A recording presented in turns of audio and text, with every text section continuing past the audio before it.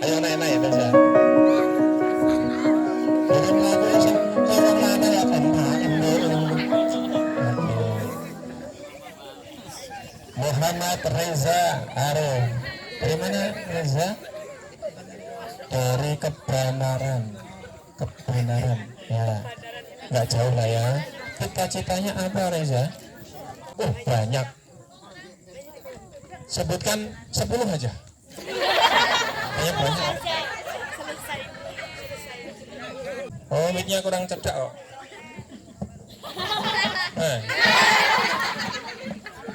Pas? Oke. Coba cita-cita yang pertama apa? Kancane kok ini gede banget loh. Tangannya kurang nangkene lah. Cita-citanya apa? Pengen hafal Al-Quran. Pengen hafal Quran. Masa.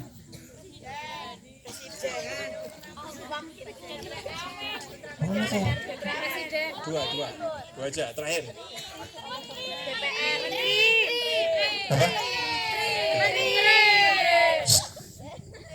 Yang ini saya dulu pernah bercita-cita pengen jadi dai, pengen jadi pendak. Oke. Muhammad Reza Arif dari 9E akan menampilkan khutbah dengan judul apa? Insanul Kamil. Silakan kepada Muhammad Reza Arif untuk menyampaikan, dipersilahkan.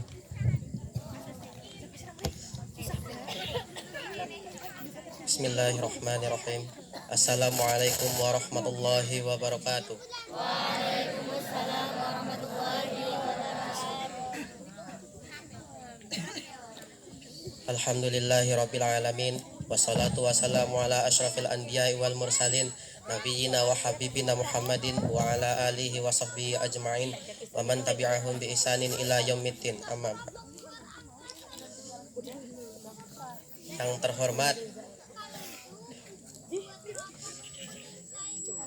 Yang terhormat Mudir Pesantren Al Ustadz Agus Triawan,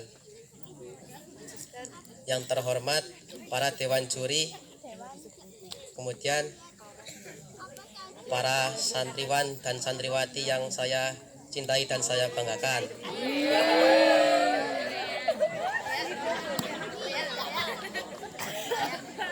Pada kesempatan kali ini saya akan menyampaikan sebuah hadis yang diriwayatkan oleh Imam Muslim dari Abu Malik Haris bin Asim al-Asy'ari bahwa Rasulullah Shallallahu Alaihi Wasallam bersabda, "At-tuhuru syatrul imani, walhamdulillahi tamla'ul mizani, wa subhanallahi walhamdulillahi tamla'ani au tamla'u ma baina sama'i wal ardi, wa salatu nurun, wa sadaqatu burhanun, wa sabru diyaun, wal qur'anu hujjatun laka au alaika kulun nasi yakdu faba'i'un nafsahu famutikuha au mubikuha." Yang artinya kebersihan adalah sebagian dari iman. Ucapan alhamdulillah memenuhi timbangan, ucapan subhanallah walhamdulillah memenuhi kekosongan antara langit dan bumi. Salat adalah cahaya, sedekah adalah bukti keimanan, sabar adalah pelita, dan Al-Quran adalah pembela atau penuntut bagimu. Setiap manusia menjalani waktu paginya untuk menjual dirinya kepada Allah atau kepada setan, sehingga menyelamatkan dirinya atau membinasakan dirinya. Hadis riwayat Muslim. Dikatakan dalam hadis tersebut bahwa Rasulullah Shallallahu Alaihi Wasallam telah menunjuk ada 6 cara untuk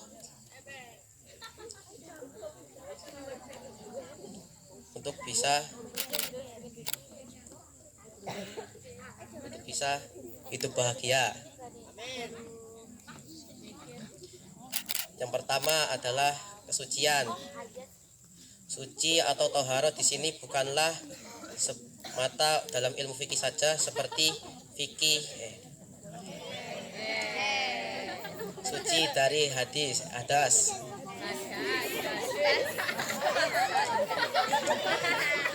Menurut Imam Al-Ghazali, yang dimaksudkan dengan kesucian ialah suci hati nurani dari penyakit-penyakit hati. Ada ulama yang berpendapat bahwa sholat yang dianggap sempurna ialah apabila memenuhi syarat atau dua unsur kesucian, terutama suci dari penyakit-penyakit hati.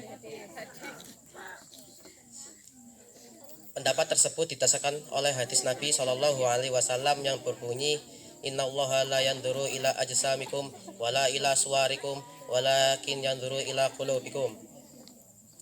Sesungguhnya Allah tidak melihat anggota tubuh kamu dan Ia tidak melihat rupa kamu, tetapi Ia melihat isi hati kamu.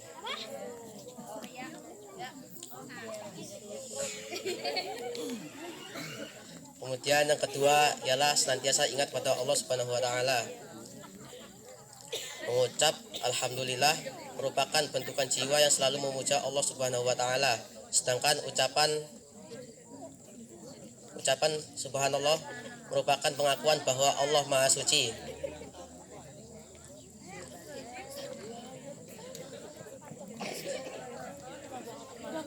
Dengan selalu membiasakan mengucap alhamdulillah dan subhanallah dengan teratur, lebih-lebih dihayati, maka subhanallah dan alhamdulillah tersebut akan memenuhi kekosongan antara langit dan bumi sebagaimana yang disebutkan dalam hadis tadi. Ucapan subhanallah dan alhamdulillah akan melukis kosongan antara langit dan bumi yang membentuk kata bersifat metafora, menunjukkan tentang ketinggian nilai hadir tersebut. Kedua kata ini akan memberikan pengaruh besar terhadap si pelaku atau orang yang mengamalkannya. Kemudian yang ketiga adalah sholat sebagai cahaya. Sholat bukan saja kewajiban kita atas setiap kaum muslimin dan kaum muslimat, tetapi juga tetapi sebagai sarana niaga yang akan mendatangkan kebahagiaan di akhirat kelak. Sholat berfungsi bagaikan obor yang memancarkan sinar hingga menyinari hati, kehidupan di dunia, di alam kubur, serta di akhirat kelak. Kemudian yang keempat adalah sedekah, merupakan kemurnian iman. Rezeki yang telah Allah berikan kepada kita pada hakikatnya adalah titipan belaka. Manusia tidak berhak secara mutlak untuk memilikinya, namun boleh memanfaatkan sesuai kebutuhannya saja, karena di harta tersebut ada hak-hak orang lain. Kemudian yang kelima adalah sabar sebagai pelita. Dalam kehidupan ini, tidaklah selamanya manusia akan merasakan bahagia, tetapi ada senang, ada sedih, ada tertawa, dan ada menangis. Semua itu selalu berjalan silih berganti. Ini yang disebut dengan sunatullah. Kemudian yang keenam adalah menjadikan Al-Quran sebagai petunjuk hidup. Untuk mencapai insanul kamil, maka kita perlu menjadikan Al-Quran sebagai petunjuk hidup. Al-Quran sebagai kitab suci umat Islam sekaligus sebagai pedoman hidup manusia. Al-Quran apabila isinya digali akan memberikan makna tertentu. Al-Quran merupakan garis-garis haluan hidup dalam persoalan manusia. Berisi pula hal-hal yang berkaitan dengan masa lampau, masa kini, dan masa yang akan datang. Dengan demikian, Al-Quran dapat memberikan manfaat bagi kehidupan sehari-hari.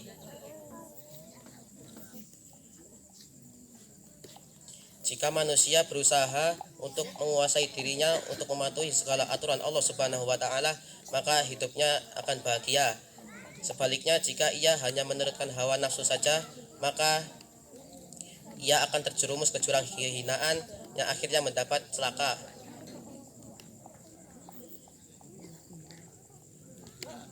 Mungkin itu saja yang bisa saya sampaikan. Kurang lebihnya mohon maaf. Saya akhiri. Wassalamualaikum warahmatullahi wabarakatuh. Waalaikumsalam warahmatullahi wabarakatuh. Tepuk tangan untuk Reza Arif. 9O, mana suaranya? Demikian tadi ceramah dari Muhammad Reza Arif dengan judul Insan Kamil, menyampaikan salah satu hadis di Arba'in Nawawi. Ya, ini bagus sekali. Tentu ada komentar dari para ustadz atau ustadzah, monggo. Assalamualaikum warahmatullahi wabarakatuh. Yang terhormat Madirul Ma'had wal Astafidah rahimakumullah, anak-anakku semua yang kami banggakan. Alhamdulillah malam hari ini bisa bangkit setelah beberapa hari harus berdiam di kamar dan melihat anak-anak yang luar biasa pada malam hari ini. Disuguhkan dengan tema judul Insan Kamil. Saya tidak akan membahas konteks dan isinya Ustadz Heri, hanya beberapa yang perlu saya sampaikan. Bahwasanya seorang pendakwah, seorang yang berbicara di depan dikatakan sukses adalah ketika yang mendengar itu memahami apa yang disampaikan. Dalam ini ya. Jenengan paham nggak, Tat? Paham, tapi tidak semua. Sudah bagus ini ya. Ya bagus, betul. Iya, jadi perlu trik dan intrik sebenarnya agar anak-anak itu membuat suasana anak-anak itu. Jadi kita juga harus paham audien, di mana kita harus lihat kanan kiri, jadikan mereka teman komunikasi dan sebagainya.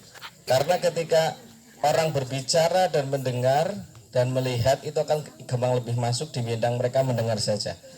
Seperti kita belajar, ketika kita bicara, mendengar dan menulis itu akan lebih gampang mencerna dibanding hanya mendengar saja. Ya. Jadi Reza perlu komunikatif lagi dengan kawan-kawan dan audiens depan, Menghidupkan suasana biar yang mereka tidak fokus jadi fokus sama kamu. Pertama kamu udah good looking lah ya, ganteng lah. Udah berarti plus. Iya. Udah. Sudah dapat sebenarnya itu, sudah dapat satu ya. Kepalanya bisa nggak, Za? Kepalanya. Oh, sedikit di bawah. Kemudian kalau di sini dari karakternya karakter pendai juga gitu ya. Ya. Jadi perlu sedikit yang dipoles, hidupkan suasana ketika berbicara di depan umum, bahwasanya kamu sedang menyampaikan sesuatu yang harus mereka pahami. Kamu sedang menyampaikan sesuatu yang harus mereka pahami. Jadi usahakan apa yang kamu sampaikan dengan cara yang kamu sampaikan, mereka tetap melihat sama kamu, memperhatikan kamu dan memperhatikan apa yang kamu bicarakan dan apa yang kamu sampaikan. Saya kira itu saja Ustadz Heri. Itu saja. Kalau secara isi saya kira sudah tidak bisa dibantahkan lah ya. Jelas sumbernya jelas, contohnya sudah ada. Ya tadi saja sedikit yang perlu sampaikan untuk evaluasi ke depan dan yang lain. Syukran. Baik. Assalamualaikum warahmatullahi wabarakatuh. Waalaikumsalam warahmatullahi wabarakatuh. Komentar dan masukan dari Al-Ustadz Ifat Zain Azhar untuk Muhammad Reza Arif, yaitu tentang perlunya menguasai melihat suasana audien ya. Jadi kalau pendengarnya udah nggak fokus, ini gimana supaya fokus lagi itu, supaya hidup, supaya tidak meneng-meneng baik gitu. Ustazah mungkin ini mumpung good looking nih Ustazah, mumpung good looking. Bismillahirrahmanirrahim. Assalamualaikum warahmatullahi wabarakatuh. Waalaikumsalam warahmatullahi wabarakatuh. Ya, untuk Mas Reza, mungkin tadi grogi ya Mas ya. Apa biasanya mungkin lebih bagus, tapi karena di sini audiennya lebih banyak, apalagi depannya para cantik-cantik di depan. Masya Allah, iya. Ya. Sedikit masukan. Jadi untuk semuanya saja ya. Jadi ketika kita naik panggung ya, yang jelas kita harus tenang dulu Mas. Jadi tenang dulu. Kita perhatikan dulu audien.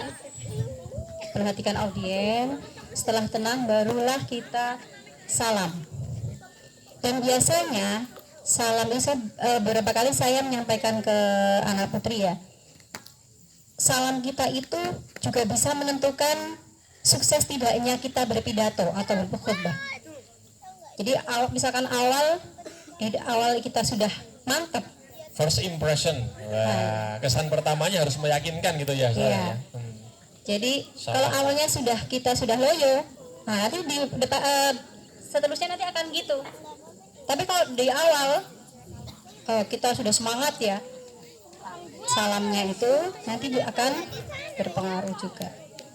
Tuh, kemudian eh, kita bisa lihat ketika berpidato atau berkhutbah, dilihat audiennya. Kalau itu dalam ruangan bisa dengan kalau saya sampaikan ke anak-anak putri dengan intonasi yang rendah. Kayak tadi Mas Reza kan intonasi rendah ya. Jadi assalamualaikum jadi rendah. Kalau audiennya atau kita di tempatnya outdoor seperti ini, bisa kita pakai intonasi yang lebih tinggi. Gitu. Mungkin bisa berlatih lagi atau dengan seperti itu juga sudah bagus tadi, tapi kurang meyakinkan. Itu. Kemudian tadi satu itu ya. Kemudian yang kedua tadi lupa untuk mengucap syukur. Jadi silahkan teman-teman semuanya secara strukturnya juga harus paham. Nah dulu kan pernah saya mengajarkan bahasa Indonesia ya. Jadi strukturnya jelas. Salam, kemudian ada mukadimah, kemudian dan seterusnya ya sampai yang tadi sudah sampai sapaan, langsung masuk ke materi. Gitu. Jadi jangan lupa kita perlu di situ ada ucap syukur. Kamu bisa berdiri di situ, bisa menjadi perwakilan 9E ya, ucap syukur, kemudian sholawat, barulah nanti masuk ke materi begitu. Kalau dari teknik mungkin nanti ada ustadz lain yang menambahkan. Selain gesturnya harus dilatih lagi Mas Reza ya. Jadi tadi yang disampaikan Ustadz Ifat, berlatih gestur memang tidak mudah. Saya selalu menyampaikan ke anak-anak, perlu latihan. Ya, hadap kanan kiri pun itu juga nggak mudah Mas. Jadi kalau nggak biasa ya kayak gini, gitu ya. Untuk nengok kanan kiri pun juga susah. Harus latihan. Harus kita perlu jam terbang. Makanya alhamdulillah di Darul Falah kalian di fasilitasi ada kita kegiatan khitobah yang harus selalu dimaksimalkan. Jadi jangan hanya sekedar seperti itu menyampaikan materi itu seperti dihafalkan di depan enggak, tapi latihan gesturnya. Oh, tangan kita harus seperti ini, tangan kita harus nunjuk ke atas, tangan kita harus misalkan nunjuk ke bawah. Nah, harus latihan. Dan itu memang tidak instan ya, itu butuh proses, butuh jam terbang. Itu saja Ustadz ya, Mas Reza, dan juga buat teman-teman yang lain. Terima kasih. Assalamualaikum warahmatullahi wabarakatuh. Waalaikumsalam. Terima kasih untuk Reza Arif. Tepuk tangan sekali lagi untuk Muhammad Reza Arif, calon Ustadz dan Dai masa depan insya Allah.